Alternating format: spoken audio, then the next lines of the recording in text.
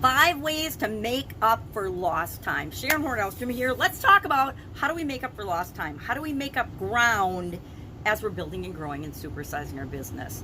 This idiom, this expression has been around since at least 1774. And I know I've heard it. I know I've definitely felt it as I've been going through my life and building and growing and supersizing different businesses, which is just building and growing businesses, right?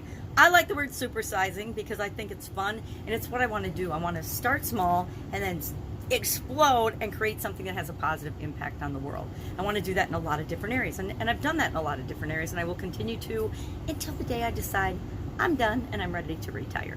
So what the heck does this mean, to make up for lost ground?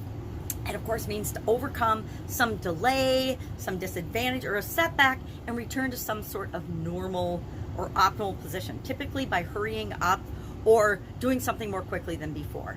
I think COVID pandemic, what have we done? A lot of companies were shut down, especially in the hospitality industry, and now we're seeing supply chain impact, et cetera, in a lot of different industries. I think we're going to see the impact of COVID for a decade or decades to come. I think decades to come, because I think the impact on kids and education, all of us on social interaction and our ability to be considerate human beings, etc. I think a lot of things have been impacted by COVID.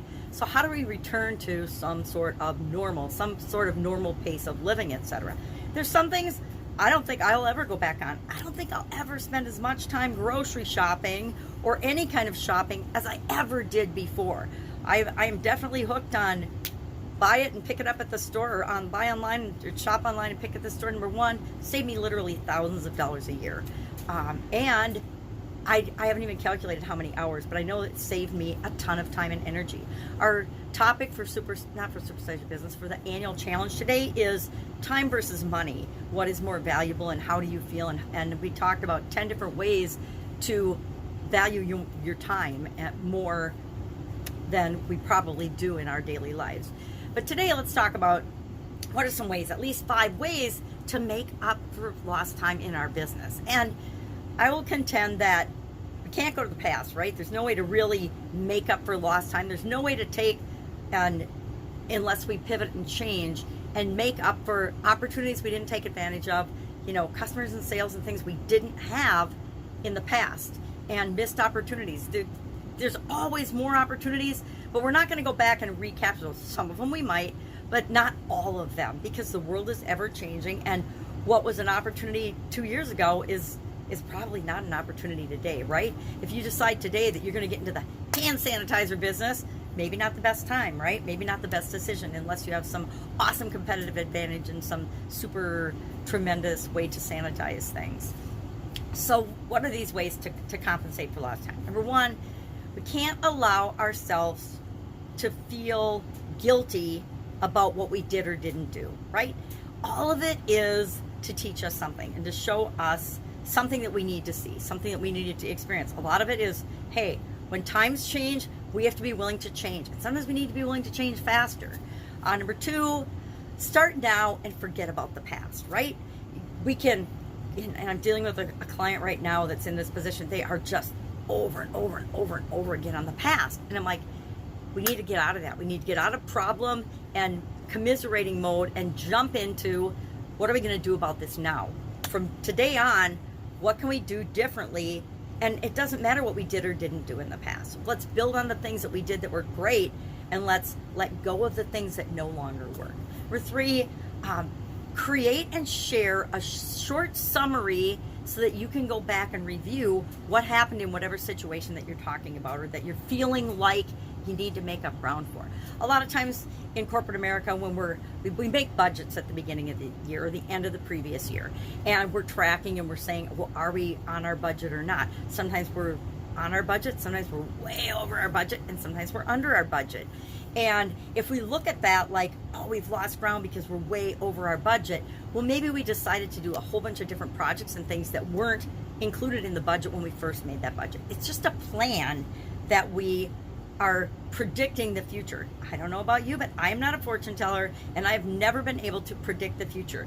Most of the processes that I've used in corporate America and outside of corporate America to predict or create budgets are based on past performance and expectations of a certain amount of growth or change. Well, I think COVID blew all that up, as a lot of other events in our businesses and in our lives do.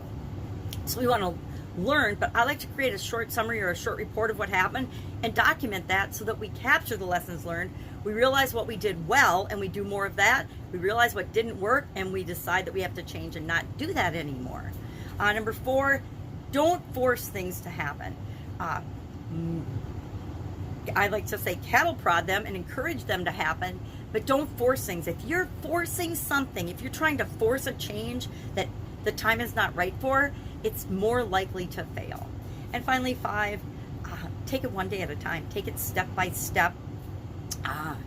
Do what you can with what you've got right now. That's one of my favorite approaches and sayings, because so often we want to wait to take action until all the pieces fall into place, but we don't have all the pieces, especially now with literally shortages of raw materials, shortages of components, having a challenge getting different things.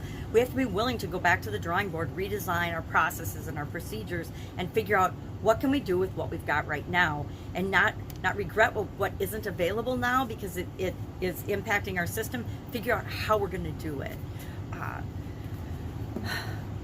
I guess we want to repeat what works and what's worked in the past, and we want to build on our strengths. Those are a couple that I would add when it comes to making up ground. I'd also say that making up for lost time, again, can't change the past, so we really can't make up for it, but that doesn't mean we can't accelerate the future by doing things that are best for us, for our customers, for the people that are building our business with us. There's always ways to be more efficient and more effective. I always look for efficiency and effective changes in our processes and systems that